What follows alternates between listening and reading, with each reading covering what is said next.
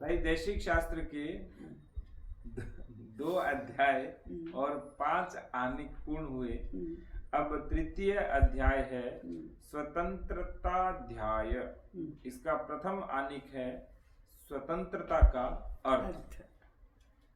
पूर्व अध्यायों के अनुसार दैशिक धर्म कोई साधारण बात नहीं है, यह बहुत बड़ा काम है जिससे आध्यात्मिक, आमुषिक और ऐहिक सब अर्थ सिद्ध होते हैं, किंतु कोई बड़ा काम स्वतंत्रता के बिना नहीं हो सकता है।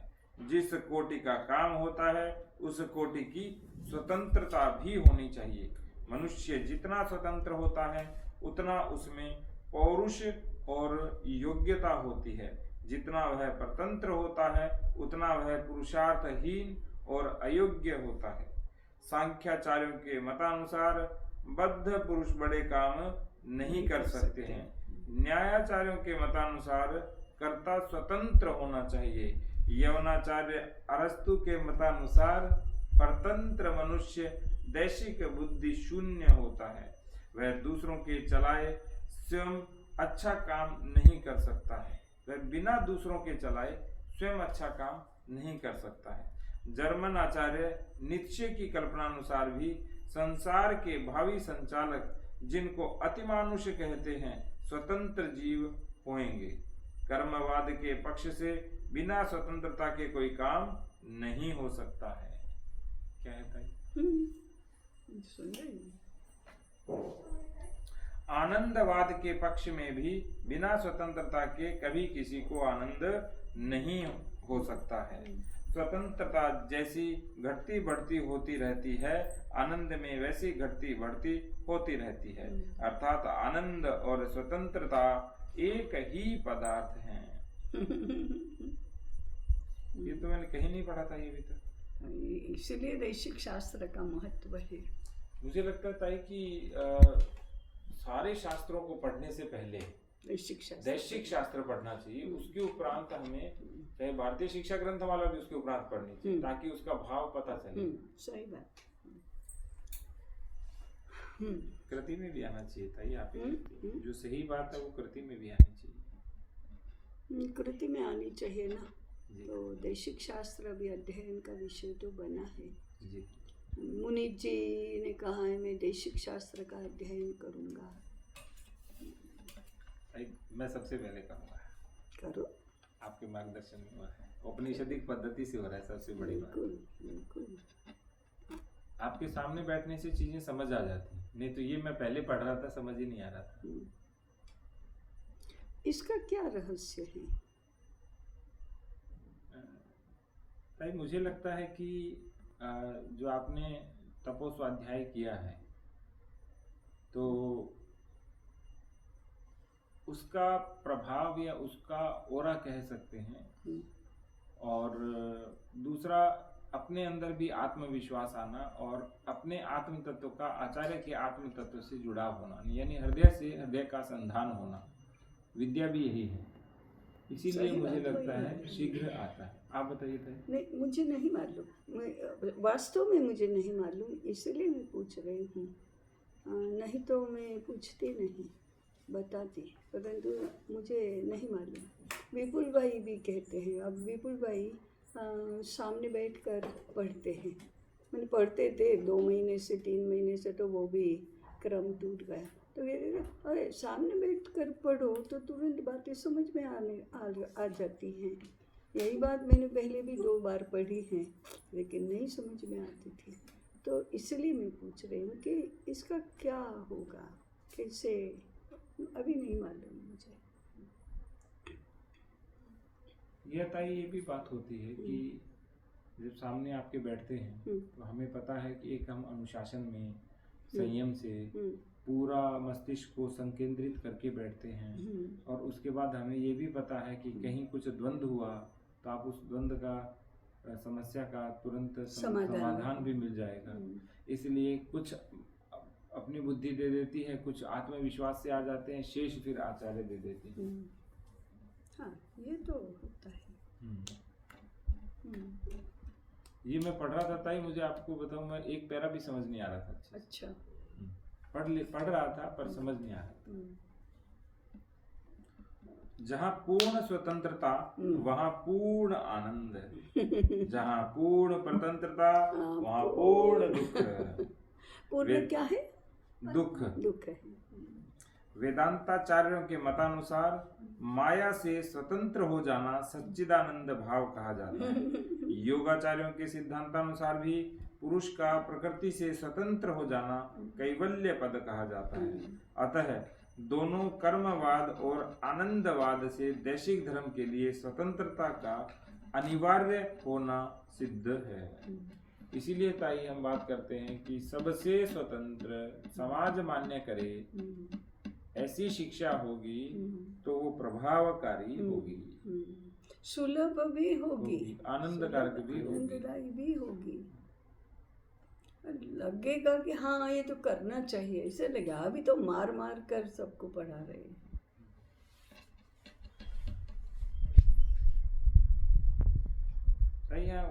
वाद शब्द लिखना सही है, कर्मवाद और आनंदवाद, या ये एक लच्छेदार भाषा के रूप में लिख रहे हैं? नहीं, वाद माने वाद विवाद वाला वाद नहीं, विचारधारा के रूप में वाद है। योग विचार, योग विचारधारा, योग मार्ग, उसमें योगवाद है, सांख्यवाद है। वो आज कम्युनिज्म इज्म वाला वाद नहीं, इज्म वाला। मत समझिए कि अंग्रेजी शिक्षा के प्रभाव से हमारी दृष्टि स्वतंत्रता की ओर जाने लगी।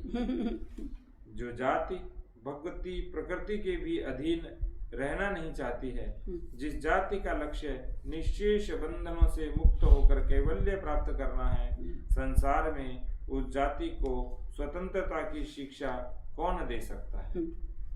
हमारे पूर्वजों के समान स्वतंत्रता को आज तक किसी ने न समझा, न शताब्दियों तक किसी के समझने की संभावना दिखाई देती। अब मीमांसा इस बात की है कि स्वतंत्रता है क्या पदार्थ। हमारे आचार्यों के मतानुसार स्वतंत्रता उस अवस्था को कहते हैं जब अपना हित किसी प्रकार किसी से हाथ में न होकर सर्वत्र और सर्वथा अपने हाथ में होता है। हम तो ताई बहुत परतंत्र हैं, पूर्ण परतंत्र हैं एकदम। और आप तो पूर्ण स्वतंत्र हो ताई, इसीलिए पूर्णानंद में हो, तुम पूर्ण दुखी नहीं। और अब उस दुख को सुख मानने लगे तो मनुष्य क्या करे? क्या करे? किंतु मनुष्य चोले में ऐसी अवस्था पूर्ण रूप से प्राप्त हो नहीं सकती, क्योंकि भगवती प्रकृति ने मनुष्य को देव और पशु के बीच की अवस्था दी है। हाँ, देव को बिना खाए पेट भर जाता है, तृप्ति हो जाती है, और हमको खाना पड़ता है। हाँ। तो बनाना पड़ता है, तो लाना पड़ता है। तो देव और पशुओं के बीच है, हमारा भोग और योग दोनों चलता है। देवावस्था में संकल्प मात्र से प्रकृति भोगों को उपस्थित कर देती है, और पाशावस्था में प्रकृति के दिए हुए भोगों को भोगने के लिए भी दूसरों के मुख को ताकना पड़ता है। इन दो अवस्थाओं की मध्य कोटि मनुष्य की प्राकृतिक अवस्था कही जाती है। मध्य कोटि कौन सी हुई थी? मानव, देव और पशु, उनके बीच में मानव। जब मनुष्य इस अवस्था से ऊंचा जाने लगता है तो वह देवत्व के, और जब वह इससे नीचे गिरने लगता है तो वह पशुत्व को प्राप्त होता है। देवावस्था और पार्श्वावस्था की मध्यवर्तिनी मनुष्य की उक्त प्राकृतिक अवस्था, जिसमें उसके प्राकृतिक हित में किसी प्रकार का बाह्य अभ्यंतरिक हस्तक्षेप नहीं होता है, मानवीय स्वतंत्रता कही जाती है। तो पाशविक स्वतंत्रता, दैविक स्वतंत्रता और मानवीय स्वतंत्रता, तो मनुष्य के लिए मानवीय स्वतंत्रता है। तो बाह्य और आभ्यंतरिक दोनों हस्तक्षेप नहीं होने चाहिए। अब प्रश्न यह है कि मनुष्य का प्राकृतिक हित क्या है। इसको जानने के लिए 4 बातें स्मरण रखनी चाहिए। जगत जननी प्रकृति ने मनुष्यों को सामाजिक जीव बनाया है, अर्थात ऐसा जीव कि वे अकेले रह नहीं सकते हैं। बिना एक साथ रहे उनका निर्वाह नहीं हो सकता है, किंतु चिति भेद से उनको इस प्रकार विभक्त भी कर दिया जाए कि दो भिन्न जातियां एक संग निश्चिंत और सुखपूर्वक नहीं रह सकती है। उनमें एक भोक्ता और दूसरी भोग्य हो जाती है, एक का उदय और दूसरी का अवपात पर निर्भर और एक का उदय दूसरी के अवपात पर निर्भर हो जाता है। 2 चिति का विराट से, विराट का जाति से, जाति का व्यक्ति से वही संबंध होता है जो चैतन्य का प्राण से, प्राण का शरीर से और शरीर का अंग से रहता है। बहुत सरलता से 3 तो शरीर का जो प्राण है वो विराट है और जो चैतन्य है जिससे प्राण है वो चिति है और जो शरीर के अंग है वो व्यक्ति है और जो शरीर है वो जाति है। जैसे बिना चैतन्य और प्राण के ठीक रहे शरीर ठीक नहीं हो सकता, बिना शरीर के ठीक रहे उसका कोई अंग सुखी नहीं हो सकता, एवं बिना चिति और विराट के जागृत हुए जाति का श्रेय नहीं हो सकता और बिना जाति श्रेय के व्यक्तिगत श्रेय नहीं हो सकता। और अब सब लोग व्यक्तिगत श्रेय में लगे हैं, जातिगत श्रेय में नहीं। और जब जातिगत श्रेय नहीं होगा तो व्यक्तिगत कभी नहीं होगा। इसीलिए व्यक्ति सीधी सादी बात भी समझ में नहीं आती, इसी को तो विपरीत ज्ञान और निर्बुद्ध अवस्था कहेंगे। ये सरल बातें भी समझ में नहीं आती और फिर दुर्बलता ये है कि समझ में आती है वो होती नहीं है, कर नहीं सकते हैं क्योंकि दुर्बल हैं।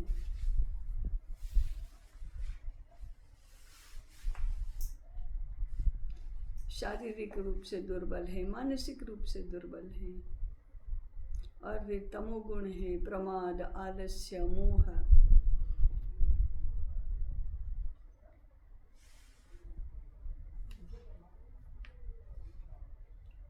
जैसे प्राण के ठीक रहते हुए यदि किसी अंग में कुछ क्षति हो जाए अथवा उसमें कोई रोग हो जाए तो वह शीघ्र क्षति भर जाती है और रोग दूर हो जाता है। यदि प्राणादि या ठीक न हो तो वह क्षति और वह रोग दिन ब दिन बढ़ते जाते हैं।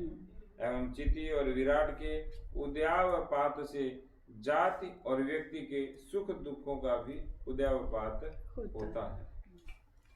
3 प्राक्तन संस्कारों का प्रतिबिंब मनुष्यों में अन्य प्राणियों की अपेक्षा अधिक व्यक्त रहता है, जिसके कारण उनमें अन्य प्राणियों की अपेक्षा गुण भेद और अर्थ वैषम्य अधिक होता है और इसीलिए उनमें सर्वथा एक रसवाहिता नहीं हो सकती।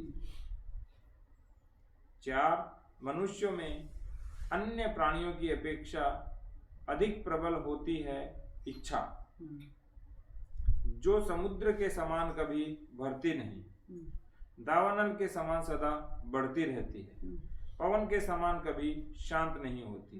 अपरंच प्रकृति ने उसके लिए वह उदारता नहीं दर्शाई है जो उसने अन्य जीवों के लिए की है। अतः अन्य जीवों की अपेक्षा मनुष्यों में पंचेंद्रिय और कामेंद्रिय और कामादि षड मनोविकार अधिक प्रबल रहते हैं। इन पूर्वोक्त 4 प्राकृतिक नियमों को मिलाकर यह सिद्धांत निकलता है कि अपनी चिति और विराट का योगक्षेम करना, दैशिक धर्म को निभाते हुए बिना किसी को हानि पहुंचाए अपना हित साधन करना और उक्त 2 कार्यों के विघ्नों को हटाना मनुष्य का प्राकृतिक हित कहा जाता है। तो पहला है चिति और विराट का योगक्षेम करना और दूसरा है दैशिक धर्म को निभाते हुए बिना किसी को हानि पहुंचाए अपना हित साधन करना। इन 2 कार्यों के विघ्नों को हटाना यही मनुष्य का प्राकृतिक हित है।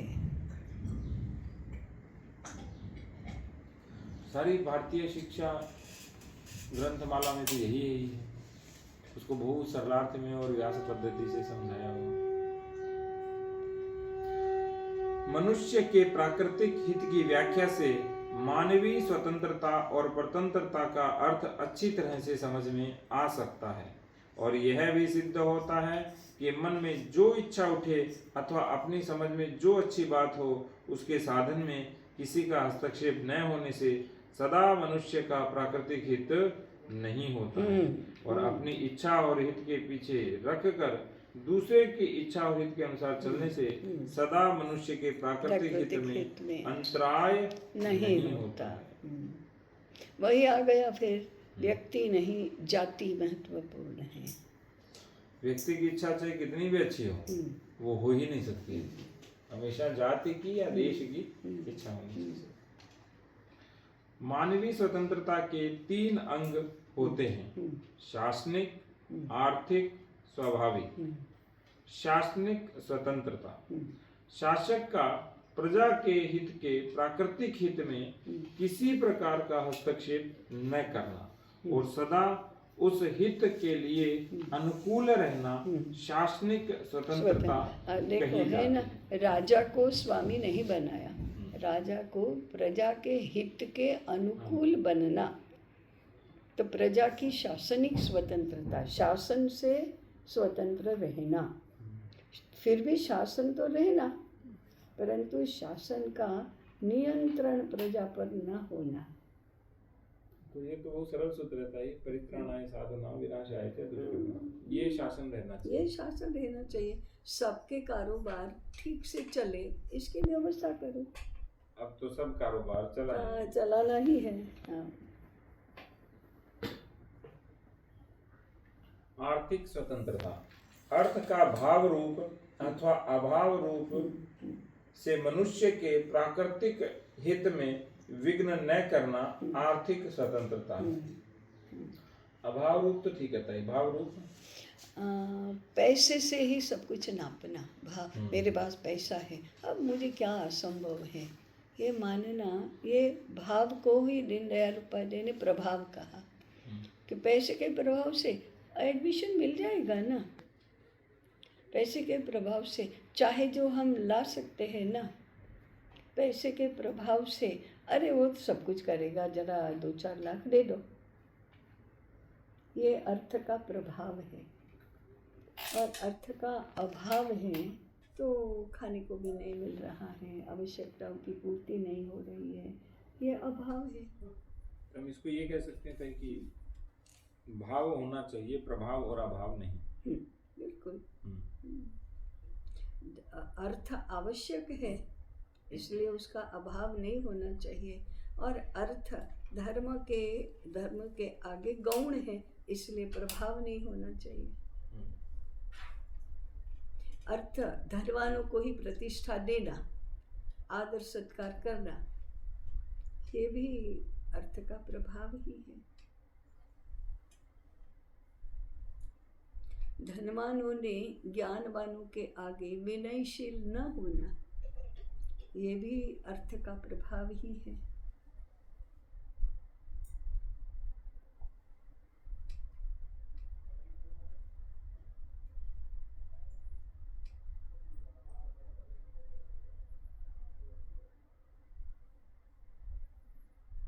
तिरुपति जैसे मंदिर में ज़्यादा पैसा देकर पहले दर्शन के लिए जाओ लाइन तोड़कर, ये भी अर्थ का प्रभाव ही है, जो मंदिर के व्यवस्थापन में भी, व्यवस्थापन पर भी पड़ता है, सामान्य जनों पर भी इसका दुष्प्रभाव होता है।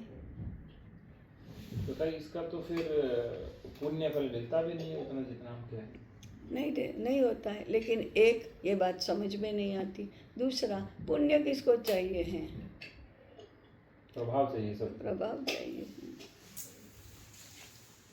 कि हमने सबसे पहले दर्शन किए, सबसे पहले प्रसाद पाया, हमको बैठक में बुलाया, हमारे पास ये संदेश आया। हमको कहीं पर भी कोई रोकेगा नहीं।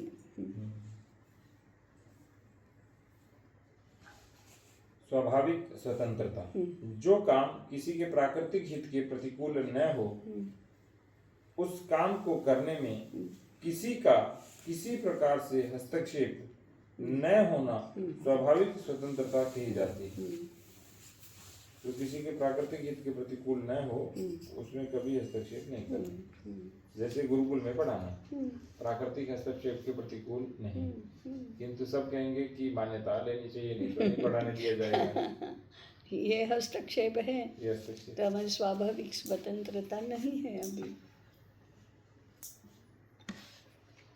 मानवीय स्वतंत्रता के यह तीन अंग इस प्रकार मिले रहते हैं कि बिना शासनिक स्वतंत्रता के अन्य दो स्वतंत्रताएं हो नहीं सकती हैं।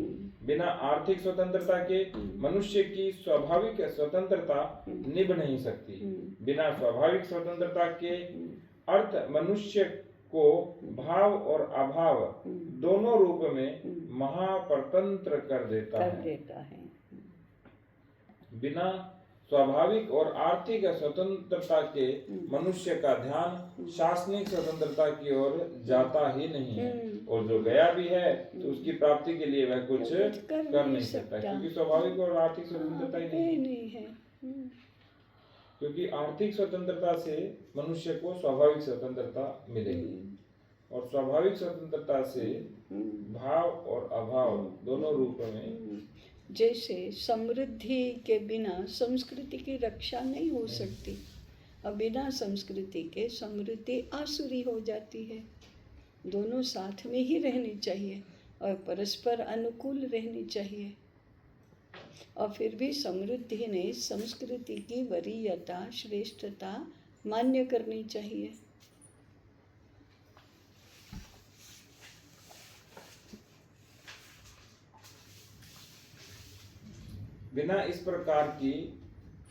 बिना इन तीन प्रकार की स्वतंत्रताओं के कोई मनुष्य अपना प्राकृतिक हित साधन नहीं कर सकता।